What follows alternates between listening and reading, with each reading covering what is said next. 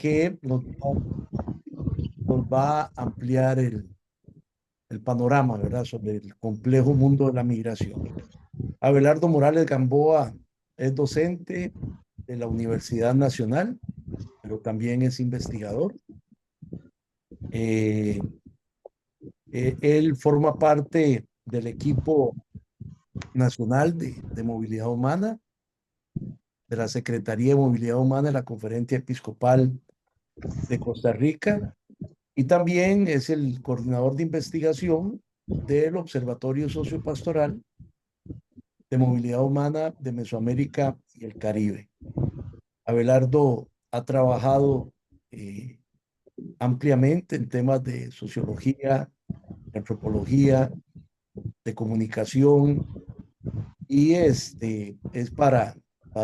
creo yo, para este esfuerzo de integración regional que estamos realizando, una persona muy valiosa. Entonces yo le agradezco mucho a Abelardo su iniciativa y su deseo siempre de colaborar en este esfuerzo pastoral que realizamos todas y todos los que estamos aquí junto a la población migrante. Gracias, Abelardo. Te dejo la palabra. Muchas gracias, Padre Gustavo, por la presentación y muchas gracias, Gali, por haber abierto también este canal de reflexión y de intercambio sobre este tema con el propósito de animarnos a aprovechar las oportunidades y los espacios de reflexión, de intercambio y de discernimiento en esta búsqueda de caminos para fortalecer nuestra acción pastoral, nuestra acción social, nuestro compromiso con los migrantes. Y en ese sentido, pues, esta es una oportunidad para cuestionar, para profundizar en torno a una temática que es, pues, nos rodea, ¿verdad? Es una de los temas emergentes en nuestro tiempo, sobre el cual pues es, es importante indagar y sobre todo tratar de tener eh, pues no solo una reflexión, sino una comprensión de qué implica este proceso, este fenómeno del cual vamos a hablar hoy, del resurgimiento de los populismos, cuáles son sus orígenes y cómo esto plantea un desafío en nuestros esfuerzos de trabajo pastoral, de acompañamiento a las personas migrantes y por lo tanto para llevar adelante nuestros proyectos. Eh,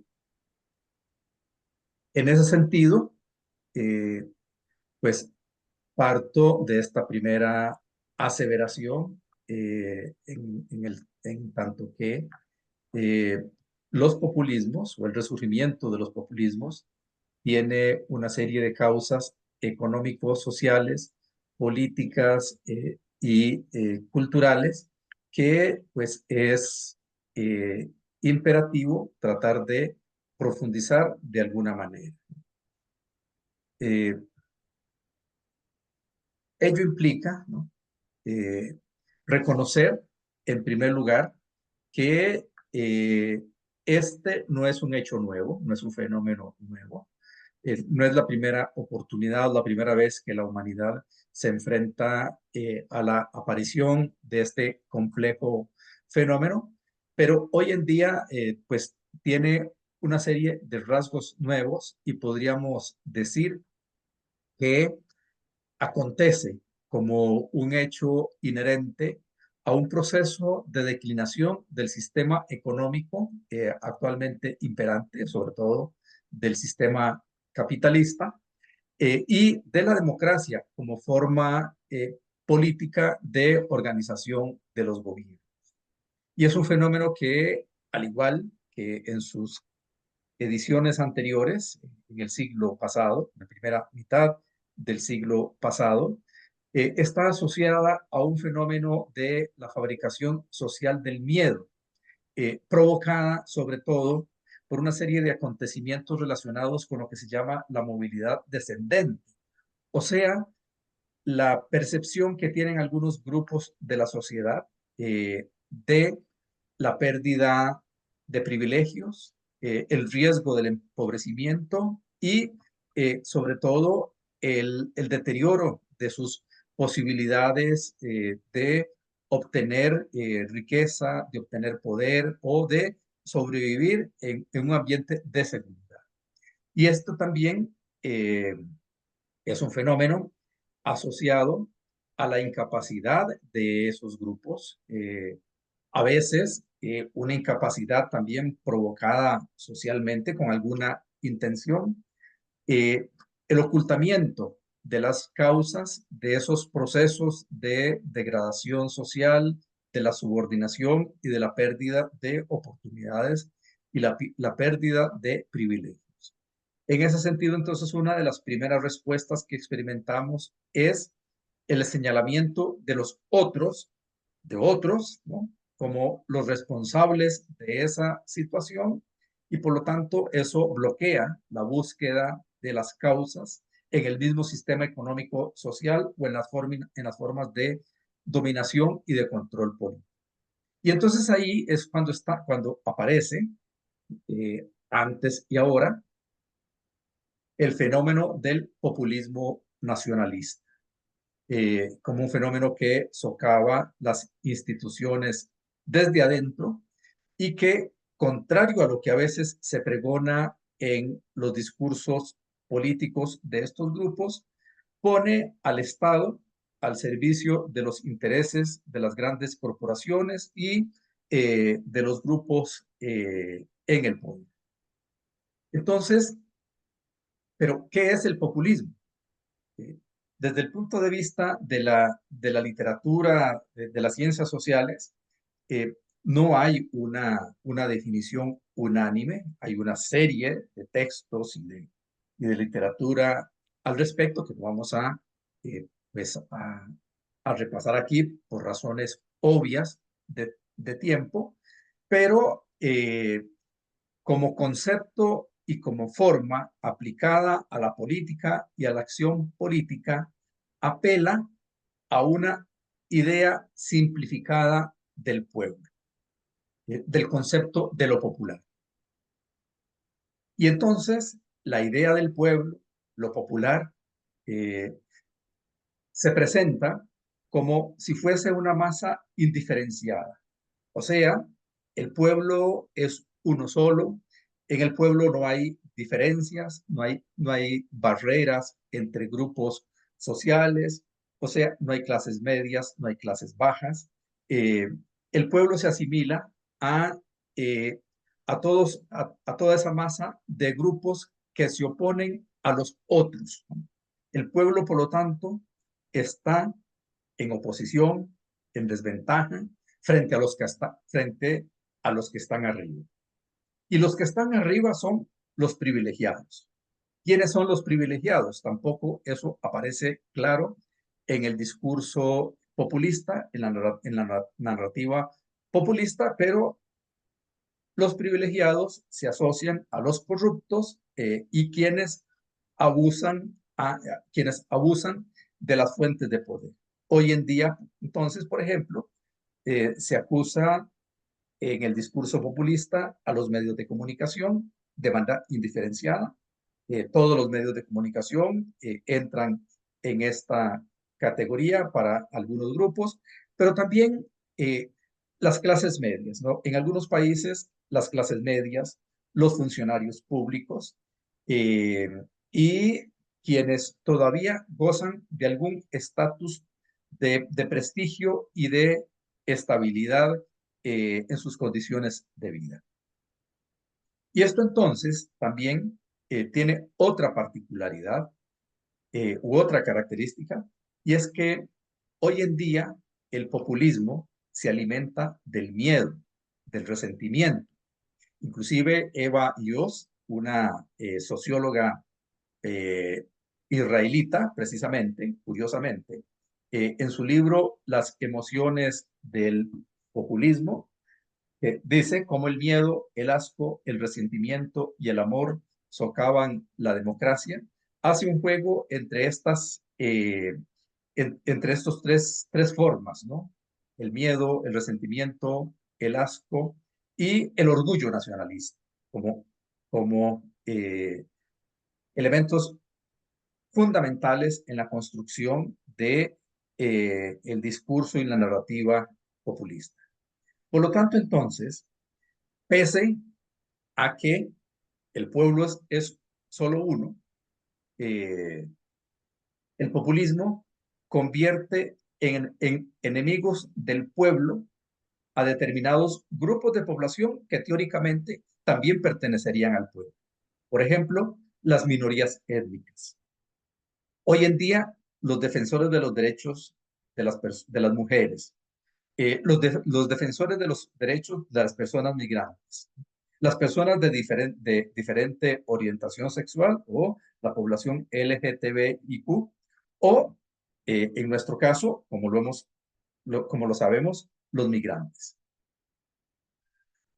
Por lo tanto, entonces, como decíamos en eh, anteriormente, el populismo entonces no es un fenómeno eh, asociado, ¿no?, a una figura que produce este discurso. eh, no es tampoco un fenómeno importado, sino que es una realidad enraizada en la realidad de nuestro sistema social, en la realidad de nuestra sociedad, que tiene causas económicas y sociales. Y una de las raíces del populismo, una de esas causas hoy en día, se evidencia en el hecho de que estamos eh, sumergidos en una gran cantidad de países, casi todos los países de nuestra región, eh, en economías que sufren las repercusiones de una crisis global que tiene diversas manifestaciones e impactos en diversos ámbitos.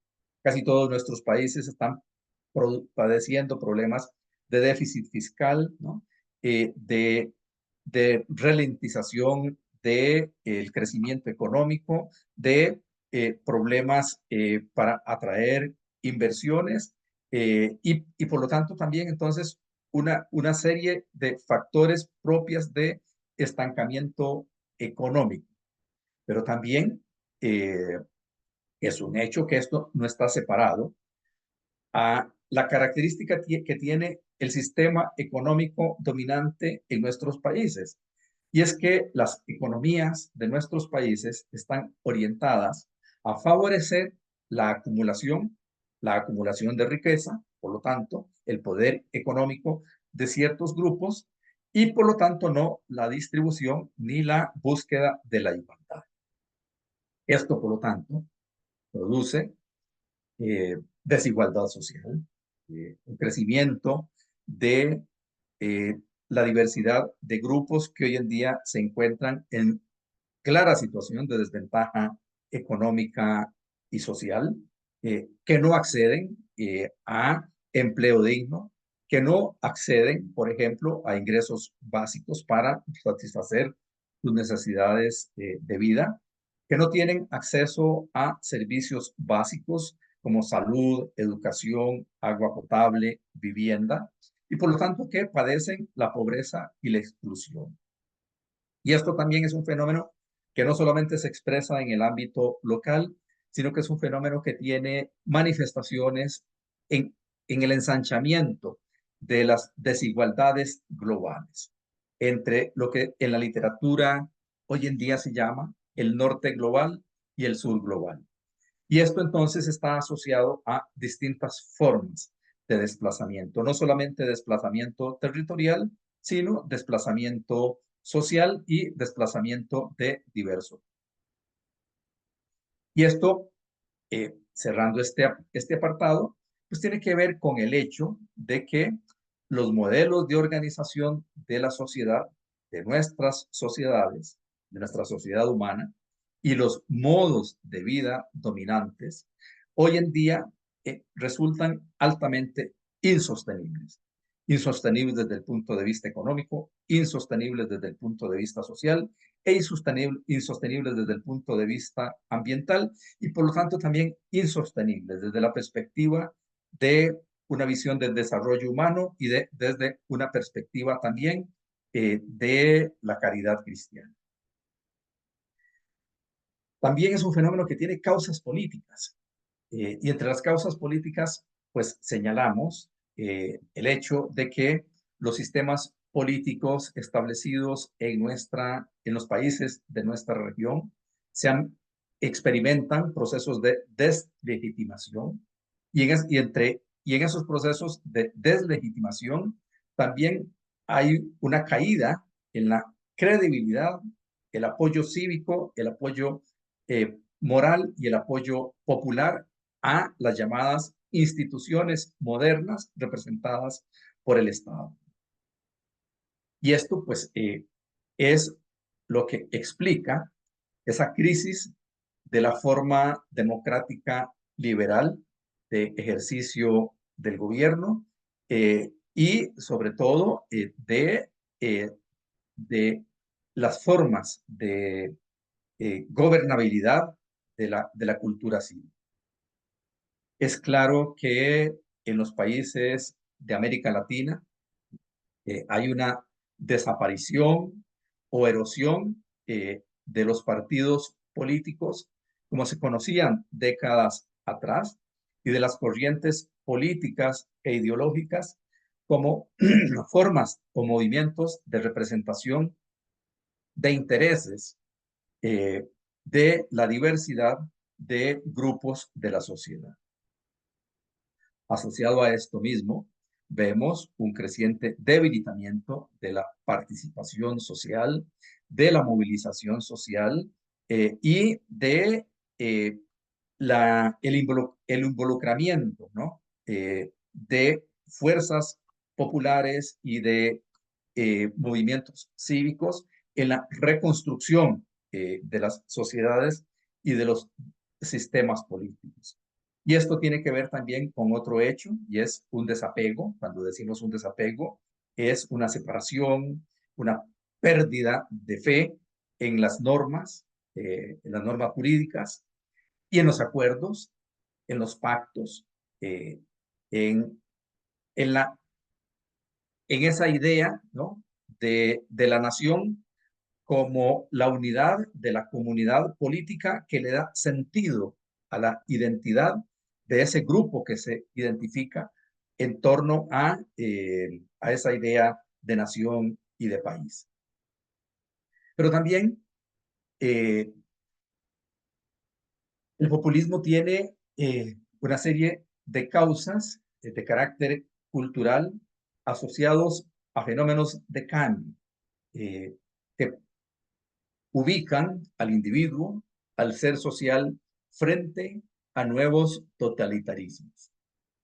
Y ahí es donde vemos la aparición de distintas contradicciones entre las formas de identidad y de pertenencia a las cuales habíamos estado acostumbrados en el barrio, en la comunidad, en el territorio, frente a las presiones globales y a las transformaciones que están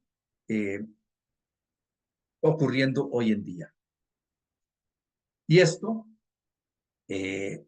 aparece asociado al imperio cada vez mayor del mercado, pero sobre todo de la economía de mercado, de la sociedad de mercado, de la política de mercado y de la cultura de mercado, lo que implica una subordinación colectiva, una subordinación de las masas a las seducciones del consumo y sobre todo a formas de consumo que no resuelven los problemas básicos de la sociedad.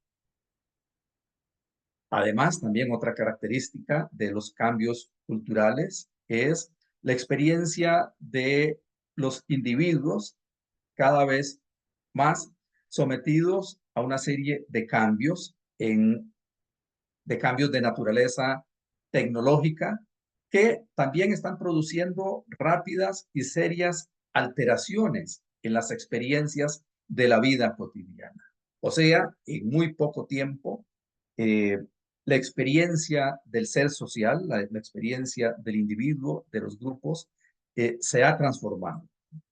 Eh, y entonces, también en ese proceso, el sentido otorgado a la realidad se ha vuelto o se vuelve cada vez más difuso.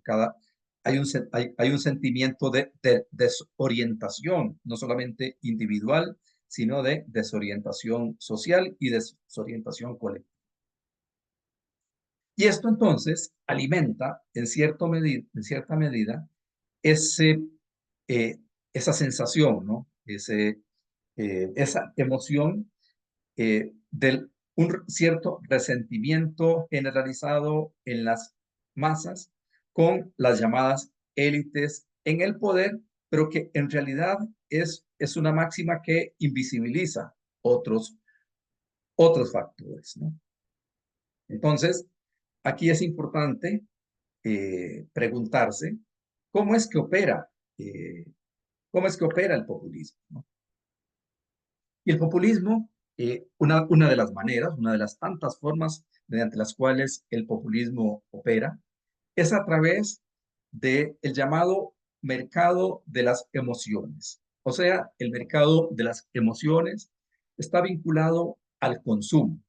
Cuando uno compra una Coca-Cola, no solamente compra una bebida tóxica llena de azúcar, una serie de productos químicos, sino que compra una sensación ficticia de bienestar. Uno compra una Coca-Cola y con esa Coca-Cola entonces compra una cierta satisfacción. Es como ir a Disney, ¿no?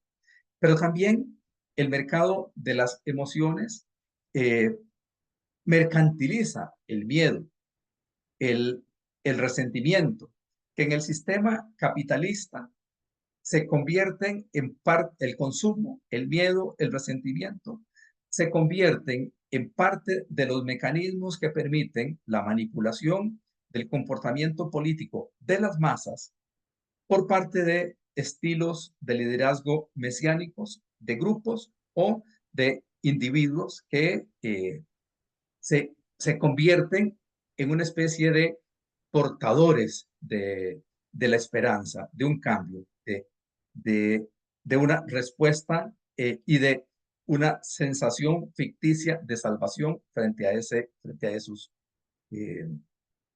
a esa realidad.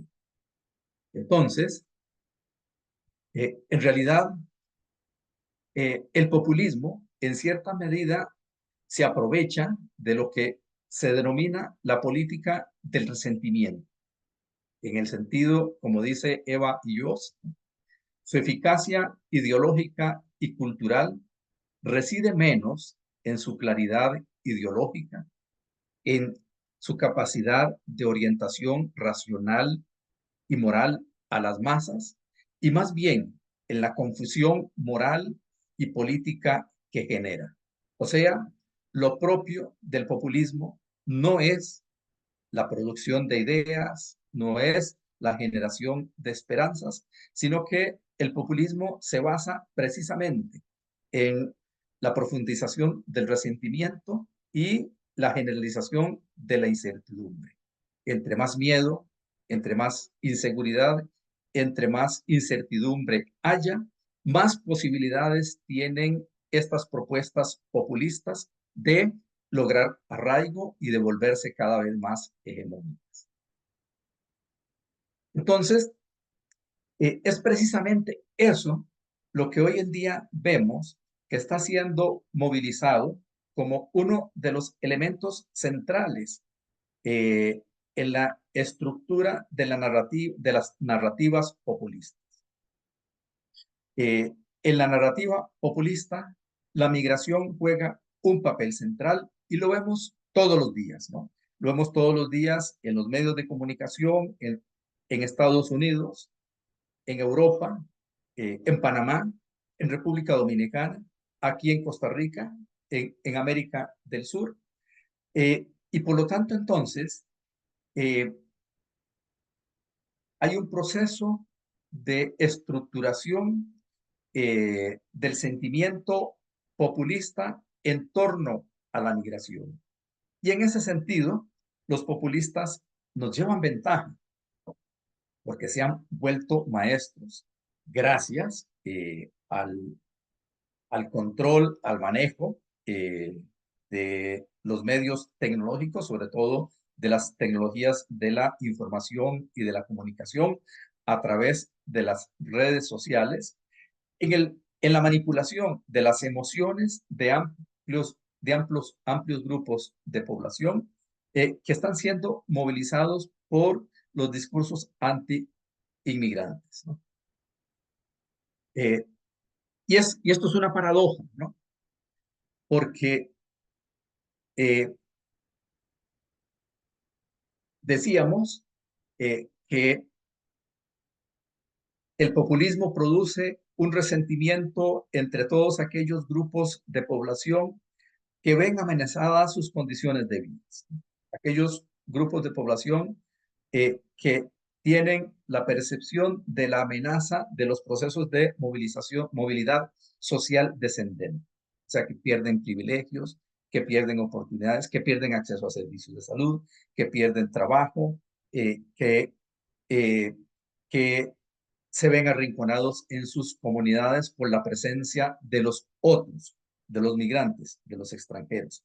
Pero la gran paradoja es que las mismas causas estructurales que producen el populismo son las mismas causas estructurales que producen la migración. O sea, el populismo produce la migración y produce a los inmigrantes, a los inmigrantes o a los emigrantes como los enemigos de esos grupos desfavorecidos por el sistema económico, el sistema político y el sistema social. Por lo tanto, aunque el concepto de pueblo eh, sea en apariencia o aluda a una masa indiferenciada, los migrantes surgen como los otros que alimentan ese sentimiento del miedo. Aquí en Costa Rica, el colega Carlos Sandoval denominó a, a este fenómeno otros amenazantes. Y en la mayor parte de los países, ¿no?, donde el populismo radical está ganando hegemonía, la xenofobia y el discurso anti-inmigrante aparece en el centro de esas narrativas. Y no es casual. No es casual porque eh, la migración y los migrantes se han convertido en moneda de curso, moneda de cambio, eh, para actores, agentes, grupos y políticos, candidatos, que adoptando el discurso populista quieren acceder a puestos de poder. Pero el problema es que no se queda allí. El problema es que el discurso populista no se queda en el ataque a los migrantes, sino que hoy comenzamos a ver que el discurso populista y las prácticas populistas empiezan también a avanzar en los frentes de ataque a las personas defensoras de los derechos humanos, de las personas migrantes, y ese ataque también entonces se convierte en parte de la narrativa y de la práctica anti-inmigrante, y es un fenómeno que empieza también a ser experimentado dentro de los grupos y de las organizaciones que prestan servicios de acompañamiento a las personas migrantes. Eh, entonces, eso quiere decir que el populismo no se reduce a un mero discurso. El populismo no es solamente una ideología. El populismo está apareciendo cada vez más como una práctica política, como una forma de acción social que empieza a movilizar a ciertos grupos de la población. Y como decíamos, bueno, lo vemos en los discursos políticos, eh, en los, se, se está situando en el centro de la agenda política, por ejemplo, de grupos de extrema derecha en Europa, eh, en Hungría, en Alemania, en Italia. Por ejemplo, era parte del discurso central de, eh, de el grupo de extrema derecha que no ganó finalmente las elecciones en Francia, pero es parte de los discursos de grupos radicales en España. Pero es parte de la agenda del discurso de el candidato del Partido Republicano en Europa, pero también parte del discurso que permitió, por ejemplo, el triunfo electoral eh, de un antiinmigrante en Panamá eh, y, o de otros líderes y dirigentes en América Latina. Y que, como hemos visto en el caso de Panamá, no se quedó en el mero discurso. O sea, eh, hay formas de movilización y de acción que incluso comienzan a eh, poner en práctica medidas violentas, ¿no? Eh, una de ellas son las prácticas de amurallamiento. Eh, la, la construcción de la muralla o en la frontera entre México y Estados Unidos, o bien la imposición de severas políticas de control, de restricción, de detención, violando los derechos humanos, de expulsión y de deportación de personas migrantes. O lo observado en Panamá, ¿no? En la región del Darién, donde se han puesto alambradas para impedir el paso de los migrantes. Y entonces, estas manifestaciones, digamos, estas formas o la imposición de estos obstáculos están asociadas a otras formas de expulsión, de inferiorización y subordinación política y social eh, que, que tienen claramente también connotaciones raciales. Eh, las políticas de amurallamiento, control y expulsión están dirigidas a los migrantes pobres que vienen del sur global.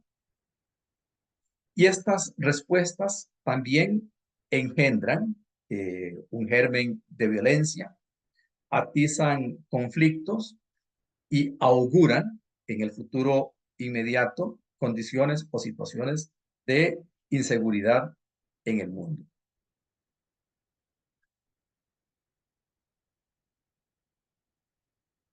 Pero también, como veíamos, no solamente la migración eh, y las propuestas populistas y la violencia y las causas de la migración no solamente eh, tienen orígenes en el sistema económico, el sistema social y cultural imperante hoy en día, sino que también las formas de represión, el control migratorio, el discurso anti-inmigrante, la xenofobia, cumple una función también que favorece a estas formas de acumulación, pero que también contribuyen a estos procesos de desigualdad local y desigualdad local, en el sentido de que estas son prácticas de disciplinamiento,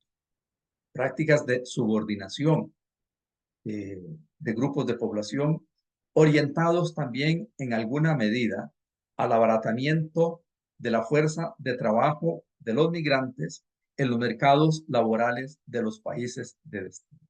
Después de haber pasado, una persona migrante, después de haber pasado todas estas angustias, congojas, abusos, si logra llegar a algún destino, pues se conformará con cualquier trabajo, con cualquier empleo, bajo las condiciones eh, más deplorables que pueda encontrar, porque lo importante es encontrar trabajo.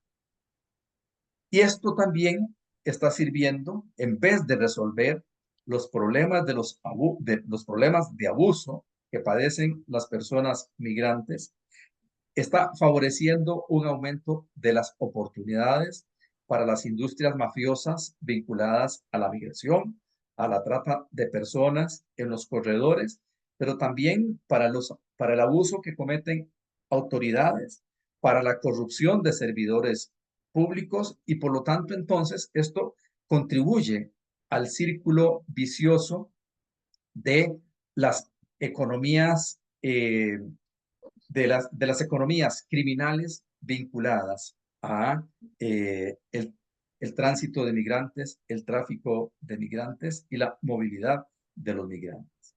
Por lo tanto, entonces lo que estamos viendo, desgraciadamente, lamentablemente, es la construcción de un círculo vicioso, de una crisis que llamamos una crisis sistémica, la relación entre la crisis de acumulación y concentración de riqueza, de un lado, versus eh, la globalización de la crisis humanitaria de la migración, que tiene expresiones concretas en nuestra región, debido también al fracaso de la gobernanza global y de la gobernanza local de las migraciones. Frente a este panorama, ya para ir cerrando, pues nos preguntamos si existen alternativas. Bueno, yo lo que puedo señalar modestamente es que el escenario que tenemos es un escenario poco favorable para la acción, para el acompañamiento, para el litigio, para la incidencia con los migrantes. Pero a pesar de ello, esto es tanto un desafío como una oportunidad, en el sentido de que frente a ese panorama, no solamente debemos continuar, debemos multiplicar, sino que debemos mejorar ese trabajo de atención, de asistencia, de acompañamiento a las personas migrantes en su caminar, pero seguramente, probablemente debemos avanzar aún más y debemos avanzar en distintas vías buscando innovar, eh, buscando mejorar capacidades, pero sobre todo con una visión de integración, en el sentido de que estamos frente a un fenómeno regional y frente a un fenómeno global. Esto significa que debemos actuar localmente, pero con sentido regional y con sentido global. O sea, debemos actuar en nuestro escenario, en nuestro territorio, pero con una visión de integración, con una visión de intercambio, con una visión de acompañamiento a nivel regional y también con un sentido de integralidad. Nuestro trabajo, sobre todo el trabajo pastoral, debe integrar distintas, distintas dimensiones de la pastoral de la Iglesia Católica, pero también debemos integrarnos con otros grupos, con otras organizaciones en la búsqueda de soluciones o de respuestas orgánicas a esta problemática. Y en una de las cuestiones que debemos trabajar es comenzar a producir, a generar elementos, materiales, para crear una especie de cordón sanitario en contra del sentido común populista antiinmigrante. Y para eso, desde nuestra perspectiva, es importante, perdón, prestar mucha atención, profundizar en los mensajes del Papa Francisco, en las orientaciones pastorales, en las cartas pastorales que nos dan una serie de elementos para pensar con sentido profético cuáles son los caminos, las alternativas, las soluciones por las cuales podemos transitar para tratar de contrarrestar este tipo de narrativos y este tipo de temas. Por otro lado, también es importante promover formas de conocimiento de la realidad de la migración orientadas a la acción. Esto implica para nosotros, científicos sociales, profesores universitarios, investigadores, comenzar a dejar de lado la comodidad contemplativa del científico que observa, emite conclusiones, pero no se compromete. Hay que comprometerse.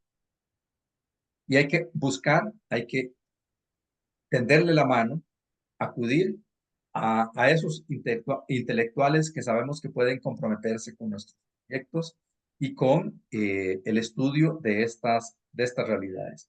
Sobre todo para comenzar a potenciar o a generar y potenciar los sistemas de información que ya existen, pero también desarrollar estrategias de sensibilización en las comunidades que tienen contacto con los migrantes y también en la sociedad en general. Y hay una cuestión muy importante que lo señalaba hace un rato.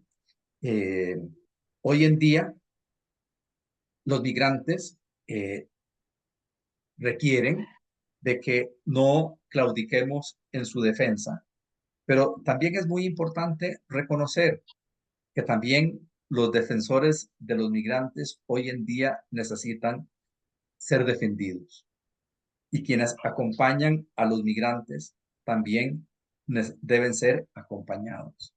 Por lo tanto, entonces, es importante que frente a estas arremetidas de eh, de los movimientos y de las estrategias de ese populismo radical anti-inmigrante, tengamos la capacidad de responder con sentido de comunidad, con sentido de compromiso católico, de compromiso cristiano desde la fe y convirtiendo, por lo tanto, las enseñanzas del Maestro Jesús en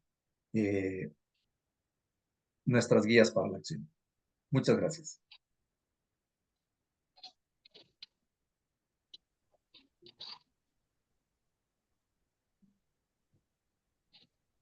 Gracias, Abelardo, por la charla. Aquí en el chat también había ya algunos comentarios y preguntas. Entonces abrimos el espacio para la participación de viva voz. El que quiera tomar la palabra, hacer su comentario, su reflexión o una pregunta, pues para eso es este espacio. Entonces, pues pueden levantar la mano o simplemente abrir el micrófono en este momento y participar. Ya cuando seamos varios en el orden de la palabra, vamos haciendo la listita.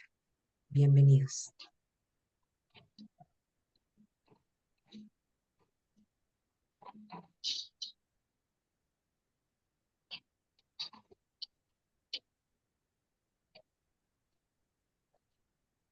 Sergio, adelante. Gracias, Magali. Eh, gracias por la reflexión que nos han hecho. Bueno, yo quisiera compartir que coincidimos mucho con lo que nos ha compartido Abelardo en torno a las causas, pero sobre todo a los efectos que está teniendo este populismo nacionalista identitario que se está manifestando incluso en las comunidades locales. que se están exacerbando ya con la presencia masiva de las personas migrantes. Justo, no quisiera tomar mucho la palabra, pero justo desde el 2019, aquí en Apizaco, en Tlaxcala, en México, empezamos a sufrir, digamos, los impactos de estos discursos xenófobos, discriminadores, y que alentaban mucho estas lecturas nacionalistas, ¿no? Y nos pusimos a hacer un ejercicio de análisis, un poco en función de lo que ya Abelardo nos compartía. Y bueno, esto se derivó porque además empezamos en escalada a ser, digamos, víctimas de muchas agresiones y violencias, no solo hacia las personas migrantes, efectivamente, como comenta Abelardo, sino ya amenazas y ataques directos en contra de las y los defensores, las compañeras, los compañeros del albergue. Bueno, como una forma también incluso de tratar de darle interpretación a todo este conflicto que estábamos viviendo, escribimos un artículo que les voy a compartir la liga, que está en internet, un artículo, y ese artículo lo denominé, no es miedo, no es discriminación, es miedo. Y es un artículo, este nombre parte de una entrevista que le hacen al presidente municipal de la ciudad de Apizaco, donde nosotros colaboramos, porque él quería defender, digamos, las acciones y el discurso xenófobo.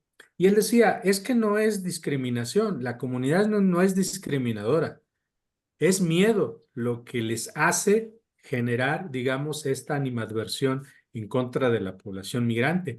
Para esto, porque ya nos habían puesto unas mallas que impedían ya el paso de las personas migrantes y nosotros al albergue. Y entonces estábamos en esa discusión pública, porque nosotros acusábamos que era una práctica de discriminación basada en discursos nacionalistas, identitarios y demás. Y él decía, no somos discriminadores, porque incluso ayudamos a los migrantes, pero es miedo el que tenemos. Entonces, en el artículo ustedes podrán encontrar cómo reflexionamos nosotros nuestra propia experiencia comunitaria del impacto que esto genera. Y lo que quiero decir, para no abusar de la palabra, es que, digamos, sí, aquí en México vimos un cambio radical, un punto de quiebre de este resurgimiento de los discursos populistas identitarios en el 2018, al final del 2018, cuando se desborda la migración y se hacen visibles las caravanas multitudinarias de migrantes. Y si ustedes recordarán, el discurso que cambia toda la perspectiva comunitaria es el video de esta mujer hondureña que no le gustan los frijoles, ¿no? Porque dice, ¿cómo nos dan los mexicanos, cómo nos dan de comer frijoles? Pues eso es para los chanchos, ¿no? Y de ahí se viene una escalada, yo digo que muy bien pensada, ¿no? Que cómo van a cuestionar y criticar y menospreciar a nuestro platillo nacional mexicano, los frijoles, ¿no? Y a partir de eso va cambiando el discurso hasta volverse un discurso xenófobo, y que empieza a tomar estos tintes de nacionalismo identitario, ¿no? Entonces empezamos a ver cómo en los medios de comunicación se empieza a colocar a los migrantes como criminales. Luego vino el COVID y entonces como portadores posibles de la enfermedad. Hoy estamos empezando a ver estos discursos, pero ahora se está acusando a los migrantes en Oaxaca de que son portadores de cepas altamente virulentas de dengue, ¿no? Y entonces hay que controlar a los migrantes porque vienen con las cepas altamente virulentas. Entonces, se les acusa, se les empieza a acusar de este incremento de la inseguridad. En fin, lo que empezamos a ver es que eh, este discurso nacionalista xenófobo puede también de alguna forma justificar y legitimar el mayor control migratorio, la represión, la estigmatización puede favorecer que surjan esto que le llaman la profecía cumplida, ¿verdad? Si los migrantes son amenazas, entonces van a aparecer cada vez más casos, porque esto ocurría aquí en Apizaco, ¿no? Es que se dice que los migrantes abusan de las mujeres y entonces empiezan a aparecer y todo caso de abuso, de violencia, entonces ya son los migrantes. Entonces, ¿cómo viene dándose esta profecía cumplida? También hay un discurso ahí sobre valores superiores, ¿no? Los migrantes no son merecedores de nuestros supuestos valores superiores como sociedad, en este caso la sociedad mexicana. Entonces, lo que planteábamos era, bueno, realmente los mexicanos tenemos una identidad mexicana, ¿cuál tendría que ser, ¿no? ¿Cuál sería? Y eso a costa de excluir a los otros. En fin, hacemos ahí un análisis de estos discursos identitarios para después analizar, digamos, todas las prácticas de política pública, de agresión en contra de migrantes, de amenazas en contra nuestra y cómo estamos viendo que va incrementándose y esto está trastocando, digamos, el tejido social comunitario porque ya se configura este escenario de un nosotros, un los otros. Y un nosotros no porque este discurso preocupe al nosotros, ¿no? Sino porque preocupa el discurso nacionalista frente al otro. Aquí es muy común escuchar, es que esos albergues, antes de atender a los migrantes, primero deberían atender a nuestros pobres, ¿no? Nuestros pobres, a nuestras mujeres, ¿no? No tanto en cuanto a justo la necesidad de atender a todas estas grupos que sufren mayor exclusión, sino que se enarbola el discurso el nosotros, nuestras mujeres, nuestros pobres, ¿no? Nuestros migrantes, ¿no? Entonces, es ese discurso peligroso que está creciendo y que se alienta, por supuesto, desde los discursos de las instituciones, pero también tiene cabida en lo local. Concluyo diciendo, entonces voy a compartir esta liga, pero la respuesta muy limitada que nosotros hemos querido dar es, vamos trabajando, digamos, desde la comunidad, desde lo que está a nuestro alcance. Anualmente tratamos de hacer algunas campañas de sensibilización y este año, estos 2 años, nuestra campaña de sensibilización que la vamos a compartir, les invitamos a que la chequen en nuestras redes sociales, pero la denominamos, se trata de migrantes y de no excluir a nadie. Siguiendo las reflexiones de Francisco en Fratelli Tutti y en los discursos anteriores, ¿no? ¿Qué queremos plantearle a la sociedad? Que, digamos, que los factores que provocan la discriminación y la exclusión de las personas migrantes son los mismos factores que provocan la exclusión, el descarte, como diría Francisco, en otros grupos. Nosotros y nosotras mismas estamos, digamos, determinados por esas cuestiones estructurales que debemos cuestionar y superar. Por eso porque luego a veces se nos acusa mucho de, bueno, ustedes solo defienden a los migrantes, pero hay muchos otros grupos que no, que no, que quedan, digamos, sin protección. Por eso nuestra campaña se llama, se trata de migrantes, sí, pero se trata de no excluir a nadie. Y el segundo eslogan es, se trata de nuestro pasado, nuestro presente y nuestro futuro. Porque la última línea discursiva que queremos traer a cuenta es esto que Francisco dice en Fratelli Tutti. No pedimos que la comunidad desplace sus valores, al contrario, tiene que estar bien cimentada en sus valores para poder abrirse a la diversidad. Entonces, ¿cómo desde mi identidad como mexicano, tlaxcalteca, guatemalteco, etcétera, me abro a la diversidad? Perdón por abusar de la palabra, pero un poco, digamos, porque vemos mucha coincidencia con lo que plantea Abelardo. Ujú. Buenísimo. Voy a darle ya casi la palabra a Jorge y luego a Francisco que la pidieron. Nada más les quería comentar brevemente que ya está publicado el informe de buenas prácticas pastorales del año 22 en la página del dicasterio. Ya pronto les vamos a compartir el link en el, bueno, ahí está. Les vamos a compartir el link en el chat y estamos organizando una actividad de presentación para el 5 de septiembre y les vamos a hacer llegar oportunamente la invitación. Va a estar muy bonito, creo yo, muy interesante, con invitados a reaccionar, a hacer su reflexión sobre el informe. Y lo traigo a colación porque fue justamente este informe el que nos motivó a investigar sobre este tema y a iniciar esta reflexión con esta charla, porque ya en ese informe empezamos a ver lo que decía Sergio.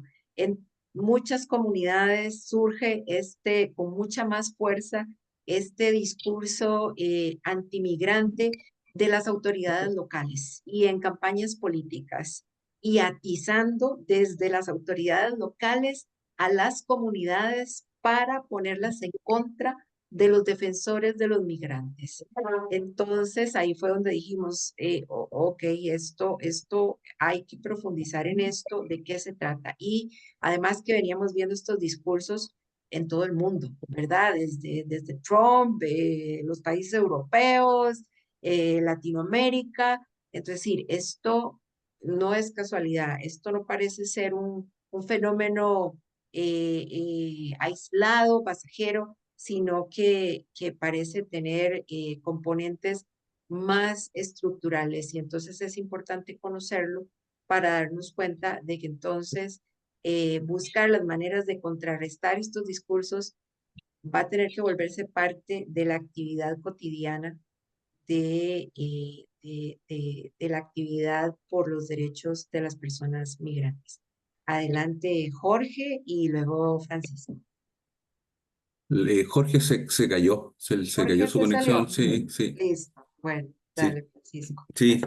Bueno, agradecerte, Abelardo, y como el escucharte en un discurso tan ordenado ayuda a ordenar las ideas propias, así que también en eso nos ayuda mucho en la conversación y el poder tener autores y me pareció partiendo muy genial el que el populismo no tenga una definición clara porque él no busca generar, me pareció muy ligado a lo que es el mismo populismo. El populismo no busca generar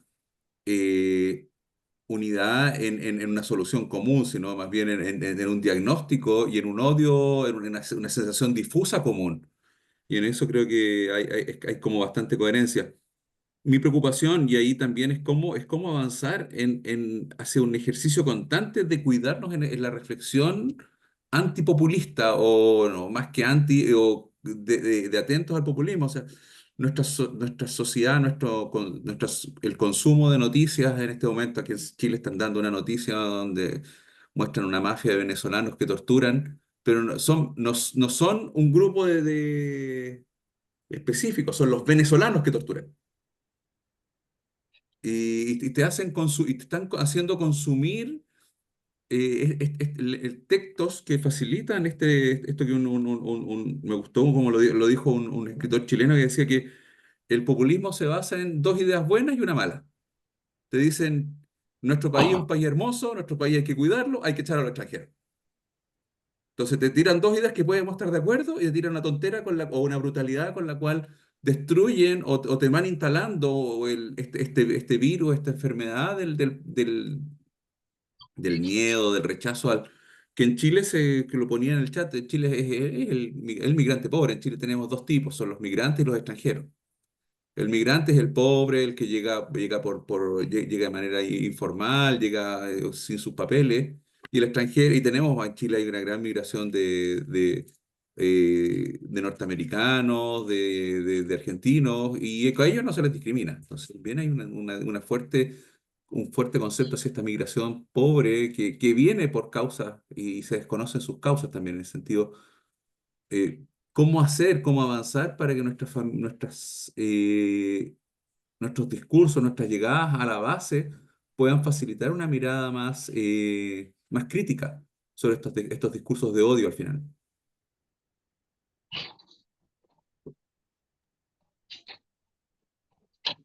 Gracias, Francisco. Elías también quiere participar. Adelante. Bueno, gracias de aquí de Apizaco, Tlaxcala, compañeros, este equipo de trabajo con Sergio, ¿eh? Ciertamente el populismo aquí en México lo estamos viviendo muy fuerte, ¿no? Sobre todo que tenemos un presidente donde en ese caso él es el pueblo, él es, la encarnación del pueblo. Todos los que lo cuestionan es cuestionan al pueblo. Lo que él dice es el pueblo, ¿no? Y lo malo es que esto se presenta a manipulación. Yo veo con mucha tristeza muchos aquí de mis feligreses conocidos, ¿no? Cómo se dejan manipular, se dejan engañar por esos líderes así populistas, aunque causa México ven el fracaso que ha hecho el gobierno en muchos aspectos de seguridad, salud. Sin embargo, viene esa cerrazón, yo diría las mañaneras son así, lavar cocos, ¿no? Las personas, ¿no? Incluso el exonerar. De hecho, México, que está ahorita de migración, esa migración por Garduño, pues él, a fin de cuentas, vivió una experiencia negativa, los migrantes están en la estación migratoria, se quemaron. Sin embargo, pues el líder manipulador, pues él dice que con lo que él diga los exonera, ¿no? Y no hay justicia que pida. Entonces, yo se ve una cosa delicada, ¿no? Para nosotros, aquí en México lo vimos mucho, muy de cercano, y más que en ese caso, pues atenta al migrante, ¿no? Cualquier frase que diga, cualquier cosa que diga, pues el líder, muchas veces la gente ya ni la reflexiona, ni la piensa, no, únicamente actúa, ¿no? Yo se veo así como algo muy delicado aquí en México, este mesianismo malvado que tenemos, más bien, ese líder mesiánico que tenemos malvado, ¿sí?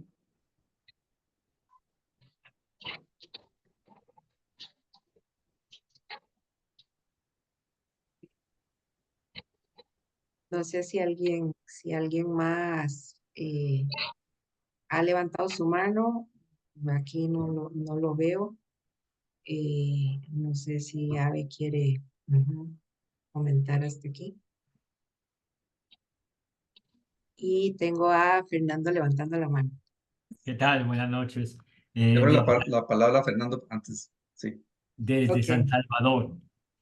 Bueno, gracias, Abelardo, por tu presentación. Me parece muy interesante, muy adecuada también a nuestra realidad salvadoreña.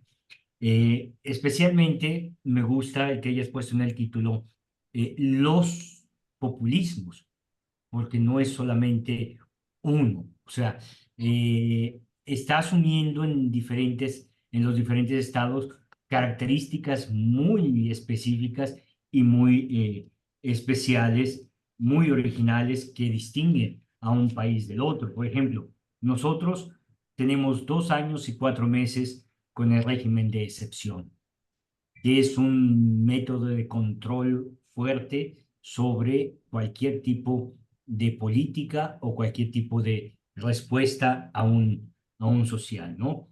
Vemos el continuo anulación de todas las instituciones opositoras o pensantes diferente al gobierno. Hay una narrativa de odio, de violencia en el discurso de los jefes de Estado hacia los anteriores. O sea, prácticamente ellos son los únicos que están haciendo bien y todos los demás han hecho mal, y es la única solución que presentan para continuar adelante, ¿no? Aquí al menos pareciera que está capturado el Estado por solo un partido y solo una familia, ¿no? Un clan que está usando su poder para siempre más entrar dentro de la economía en diferentes ramas. Y lógicamente el régimen de excepción también pues mutila la voz de los que somos voz del pueblo, ¿verdad? Mutila en el sentido de que se tiene miedo de hablar, se habla con prudencia, y estamos llamados a estar tranquilos porque en cualquier momento nos pueden detener sin justificación. O sea, eh, La policía te detiene, te lleva ni 15 días, puede estar tu familia al tanto, y más nosotros misioneros que no tenemos familia, pues quien se interesa por nosotros, entonces hay que estar en forma prudente y sobre todo tratando de ser coherente con la misión, pero también con estas formas populistas, ¿verdad? Disculpen si puse el ejemplo de El Salvador, pero creo puede dar un poco más de luz y aplicación a todo lo que magistralmente Abelardo nos presentó. Gracias.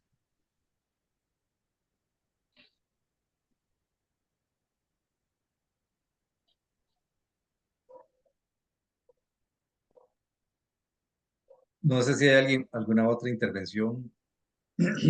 Momento no. Bueno, lo que estaba viendo es que también mientras yo hablaba, me perdí todos los comentarios que iban poniendo ahí en el chat, que me parece que también hubo eh, pues un intercambio muy interesante y muy importante. Y creo que, pues, en parte me siento satisfecho de que, a pesar de la modestia de la presentación, haya suscitado interés, porque, pues, este es un tema que quizás no hemos abordado suficientemente, y creo que hay que abordarlo y tratar de abordarlo de una manera correcta, ¿no? Y me valgo de la intervención que hacía Fernando, en alguna medida también de lo que decía Elías, Sergio y Pancho, pero en el sentido de que efectivamente cuando hablamos de populismo no podemos hablar de un solo populismo, ¿verdad? El populismo asume al pueblo de manera singular cuando el pueblo es plural, ¿no? Eh, el populismo no es un fenómeno singular, sino que es un fenómeno plural, pero tiene la siguiente característica, ¿no? Y es que el Papa Francisco hablaba en una de sus alocuciones, ¿no?, de la globalización de la indiferencia, ¿no?, frente a la realidad de los migrantes. Eso fue en su discurso en Lampedusa, ¿no?, en su homilía en Lampedusa. Pero también hoy podríamos hablar de la globalización del populismo. Eh, y eso es muy interesante, ¿verdad? Porque entonces, como decía Magali, vemos a este fenómeno manifestándose en distintas partes del mundo de distinta manera, pero como decía adecuadamente Fernando, es un fenómeno que se está enraizando de manera particular en cada contexto nacional, en cada contexto regional, de acuerdo a las características económicas, sociales y culturales, o sea, de acuerdo a las condiciones históricas de cada lugar, de cada sociedad. Y eso es muy importante entender, ¿no? Porque inclusive eso también nos lleva a diferenciar sus manifestaciones. Es claramente, o sea, eh, es claro, ¿verdad?, que en El Salvador hay un régimen que cumple con estas características. Y una de las características que tiene precisamente el, que el populismo se convierta en un movimiento hegemónico que llega al poder, es hegemónico porque tiene apoyo popular. ¿Y por qué tiene apoyo popular? Bueno, primero, porque creo que el populismo o los populismos eh, a nivel global, a nivel planetario, se están imponiendo a través de estos procesos de globalización del miedo. O sea, cuando yo hablo del mercado de las emociones, del capitalismo de las emociones, hablo de esa capacidad que tiene este sistema económico, este sistema social y este sistema cultural de fabricar el temor, de fabricar el miedo, de construir, de elaborar el sentido de la incertidumbre, ¿no? Y entonces, pues esto tiene que ver con un proceso de también globalización de estos mecanismos de manipulación. Eh, entonces, no tenemos que perder esa perspectiva, ¿verdad? O sea, el populismo está enraizado en el resentimiento, está enraizado en el miedo, pero está enraizado en el resentimiento. El populismo está enraizado también en la adversión, en el asco a los otros, ¿verdad? Lo que, eh, lo que decían ustedes, ¿no? O sea, creo que fue Elías, o no sé si Sergio, ¿verdad? Que los migrantes como portadores de enfermedades, ¿no? Los migrantes como una calamidad, ¿verdad? Como una amenaza a la salud pública. Pero también el populismo, ¿verdad? Se alimenta del patriotismo, ¿no? Y por eso entonces el populismo, cada lugar adquiere ese sentido, ese significado nacionalista, ¿verdad? Es un populismo nacionalista anti-inmigrante. Y logra entonces movilizar y canalizar a las masas. Necesita, o sea, logra movilizar, canalizar y por lo tanto generar el apoyo social de grupos de población que le dan el voto, ¿no? Que creen en ellos, que, le, que generan confianza. Y yo creo que eso es pues es un elemento a tomar en consideración. Y la otra cuestión es, entonces, cómo comenzar a generar respuestas. O sea, es que hay que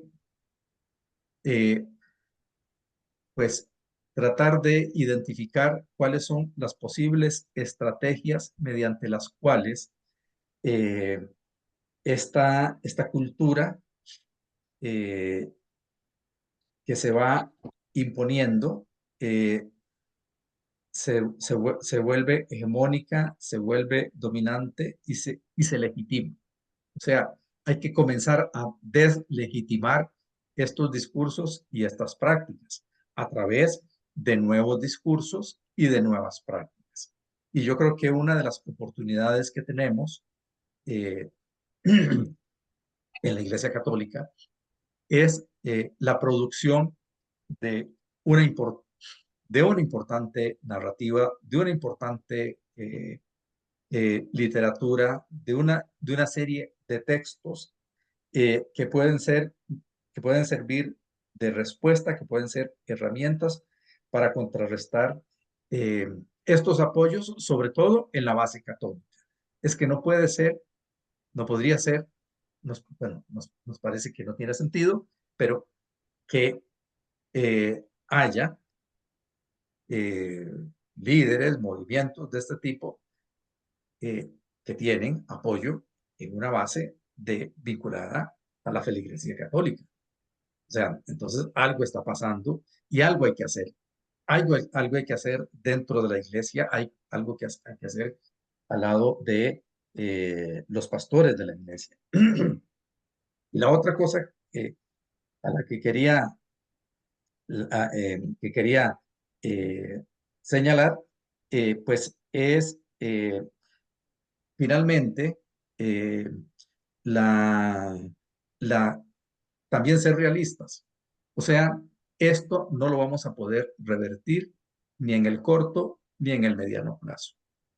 O sea, cada vez que yo yo leo las noticias en la computadora, ya casi que he preferido no abrir los periódicos, no abrir las noticias, porque son cada vez menos las noticias buenas. Entonces, estamos abrumados por un mundo cada vez más adverso, por un mundo donde se empieza a cerrar el espacio de la esperanza y pues eso implica más bien, o sea, esto es un desafío, pero también una oportunidad, es que frente a la desesperanza no podemos claudicar y es importante dar pasos para volver a construir la esperanza. Y eso no lo podemos hacer individualmente, no lo podemos hacer cada uno por separado. Cada uno por separado podemos reflexionar, podemos pensar, podemos desarrollar nuestra propia introspección, pero la construcción del camino, de estos caminos, hay que hacerlo de la mano uno de los otros. Hay que hacerlo de manera colectiva. Y modestamente la contribución que nosotros estamos haciendo desde los MECA, desde el observatorio, es la generación de estos espacios. Quizás deberíamos ir más allá, pero de momento no tenemos capacidad de ir más allá. Entonces, lo que hacemos es convocarlos, llamarles, juntarles para conversar sobre estos temas y tratar de generar algunos apuntes, por lo menos hacer algunos garabatos que nos permitan comenzar a entender estos procesos y comenzar a...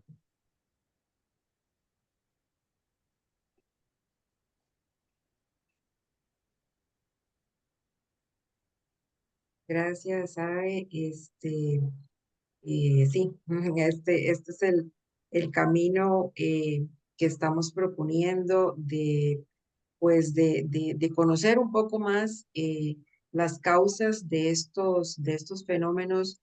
Y bueno, yo pues quería felicitar a Sergio por la iniciativa y el trabajo de escribir un artículo, porque yo creo que por ahí hay pistas muy importantes de lo que podemos ir haciendo en términos de hacer visibles estas otras narrativas que contrarresten estos discursos que infunden miedo y que se valen de la emoción del miedo para legitimar una serie de agendas, ¿no? De cada grupo en el poder. Y la única manera, pues, de sacar o de contrarrestar estas narrativas antimigrantes y antidefensores de los migrantes es, pues, extendiendo la narrativa a favor y que es una a favor de todos, no solamente de los migrantes, ¿verdad? Sino de todas las personas excluidas, de todas las personas que sufren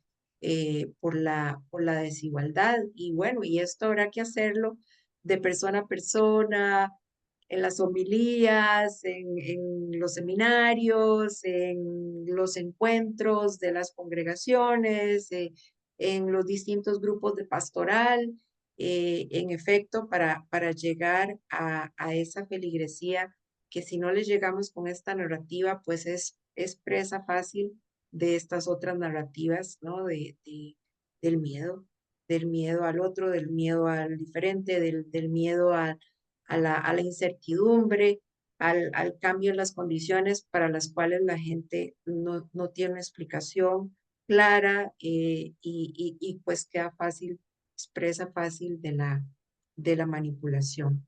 Pues no nos queremos alargar mucho más de aquí, agradecerles muchísimo la participación, encantadísimos de verlos a todos. Y bueno, no sé, Padre Gustavo, si quiere hacer un comentario de cierre. Sí, bueno, agradecerle a ambos, ¿verdad? A Abelardo y a Magali, que se han tomado tan en serio la experiencia que ha ido eh, tomando forma, ¿verdad? Después de las responsabilidades que desde OMECA hemos asumido en tema de investigación, como han sido los informes sobre buenas prácticas pastorales y lo que ha logrado ir produciendo, ¿verdad? Este mismo esfuerzo, el encuentro Ecopami y ahora este tipo de iniciativas que tratamos de mantener viva la experiencia.